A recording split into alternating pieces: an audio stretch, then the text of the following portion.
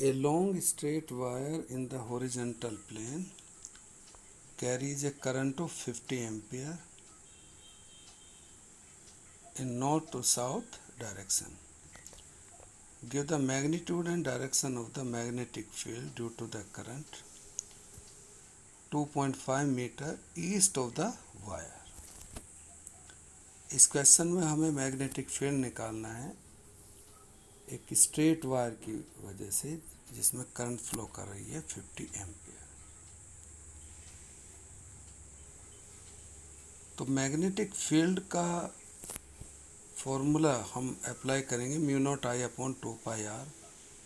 आई की और आर की वैल्यू रख देंगे और म्यू नॉट की, and we get the value B is equal to 4 into 10 raised to the power minus 6 Tesla।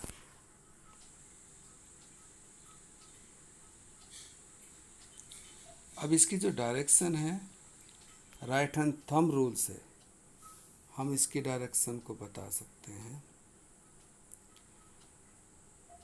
ये पॉइंट P है और ये करंट ऐसे फ्लो कर रही है। तो जब इसको वायर को अपने राइट हैंड में हम ग्रिप में लेंगे तो thumb should be in the direction of current. This one is the direction of the current. So the magnetic field lines will come out from point P and perpendicular to the plane of the wire।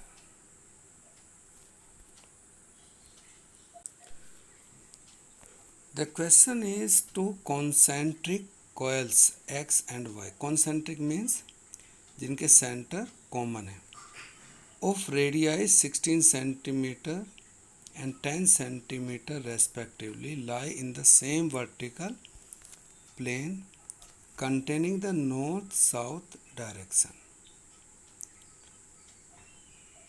Coil X has 20 turns, carries a current 16 ampere।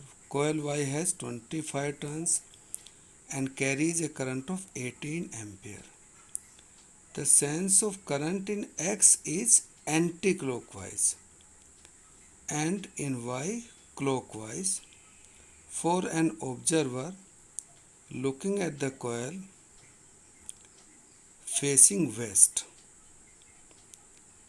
Give the magnitude and direction of the magnetic field due to the coils at their centers। तो इस question में जो observer है वो इस side में है और इसके अकॉर्डिंग जो कॉइल X है, कॉइल X की रेडियस ज़्यादा है, Y की कम है। सेंटर ये कॉमन है, ये वाला सेंटर है। सो इसमें एंटी क्लॉकवाइज है तो राइट हैंड रूल अगर हम अप्लाई करें जो कॉइल के लिए है तो X की वजह से जो डायरेक्शन है BX that will be BX, this is the direction west to east. और Y के अकॉर्डिंग जैसे Y में क्लॉकवाइज है तो direction will be that one, that will be the direction of BY। So BX and BY are in opposite directions। For coil X we get the value of magnetic field। N की value रखेंगे, I की value और radius की, और इसकी direction आ जाएगी towards east जैसा हमने अभी डिस्कस किया है। For coil Y magnetic field हम कैलकुलेट कर सकते हैं mu not NI upon 2A से, और इसकी direction 9 by 10 power minus 4 Tesla towards waste. तो X और Y की जो मैग्नेटिक फील्ड्स हैं उनकी वजह से जो डायरेक्शंस हैं दीज आर अपोजिट। तो net magnetic field will B BY minus BX, क्योंकि BY is greater than BX। और डायरेक्शन किसकी होगी? जो ज़्यादा वैल्यू होगी जिस मैग्नेटिक फील्ड की तो Y की ज़्यादा है, तो BY is greater than BX, तो BY की जो डायरेक्शन होगी वही नेट मैग्नेटिक फील्ड की भी डायरेक्शन होगी। सो बी की वैल्यू आएगी 1.6 10⁻³ tesla towards west. Next question is two identical circular loops P and Q, each of radius r and carrying equal currents, are kept in the parallel planes having a common axis passing through O. The direction of current in P is clockwise and in Q is anti-clockwise as seen from O.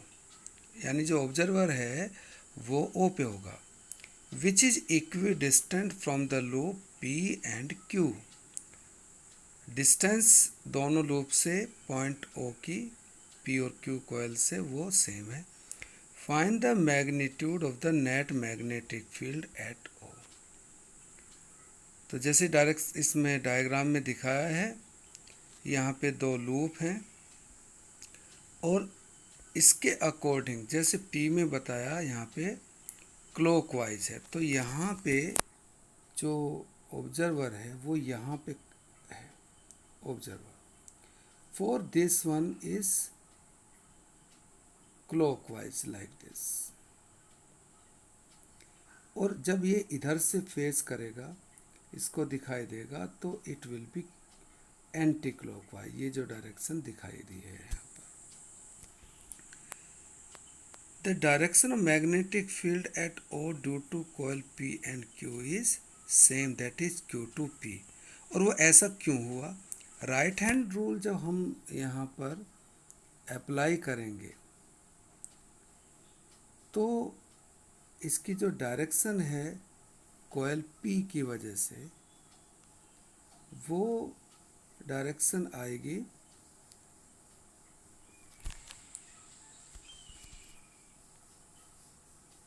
ये वाली due to the P, और जो Q coil की वजह से होगा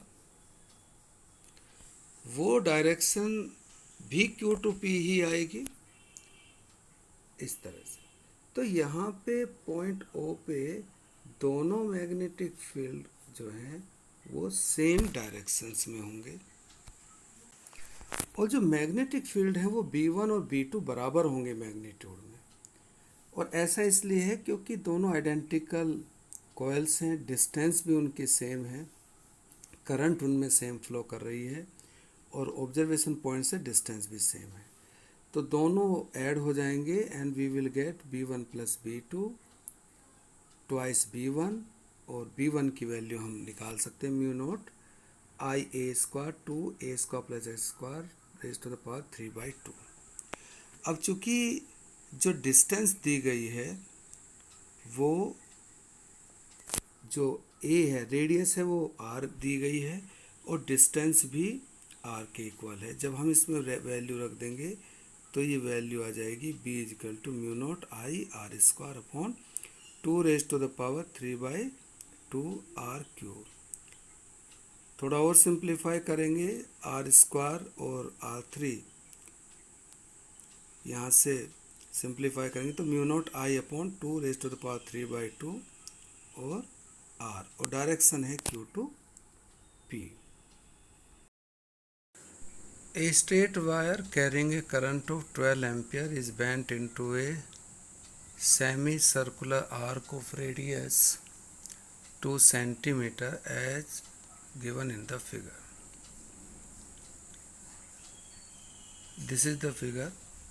Consider the magnetic field B at the center of the arc. What is the magnetic field due to the straight segment?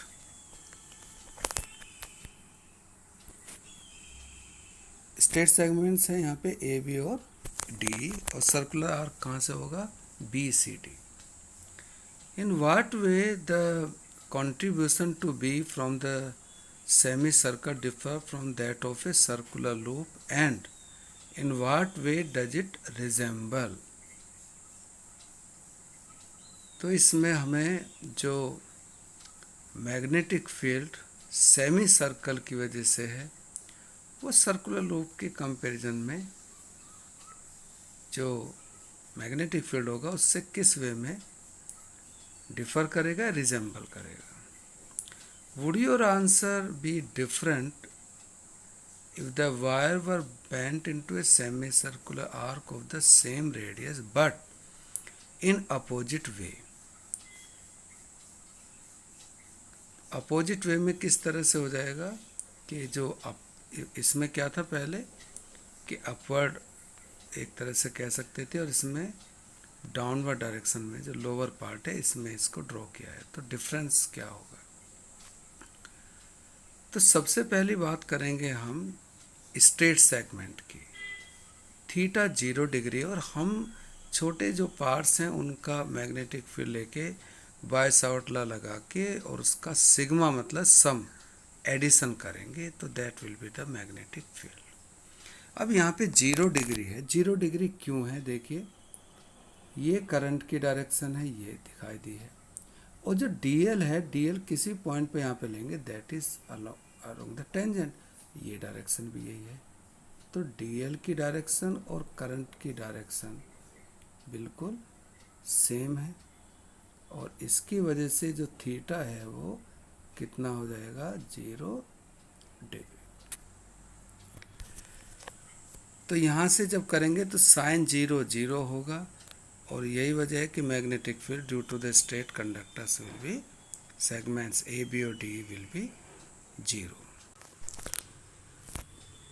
B part में जो जो सर्किल की वजह से जो लूप है उसकी वजह से मैग्नेटिक फील्ड निकालना है, तो बाय सिमेट्री हम देख सकते हैं कि यहाँ पे पूरे सर्कुलर लूप में जितना होगा सेमी सर्किल की वजह से ओ पे उसका आधा होना चाहिए. So that is 1/2 magnetic field due to the circular loop. So magnetic field will be 1/2, और एक सर्कुलर लूप की वजह से मैग्नेटिक फील्ड उसके सेंटर पे होता है μ0I/2a. So it will be μ0I/4a. After putting the values we get the value 1.88 10 raised to power minus 5. We round off the value and then it becomes 1.9 10 raised to power minus 4 Tesla. And by using the right hand rule, so easily it will be given the direction, the normal to the plane of the paper and inwards. Now we come to the second part. Magnetic field will be equal in magnitude but direction will be normal to the plane of the paper and outward, क्योंकि direction जो current की है वो different हो जाएगी, the sense of direction.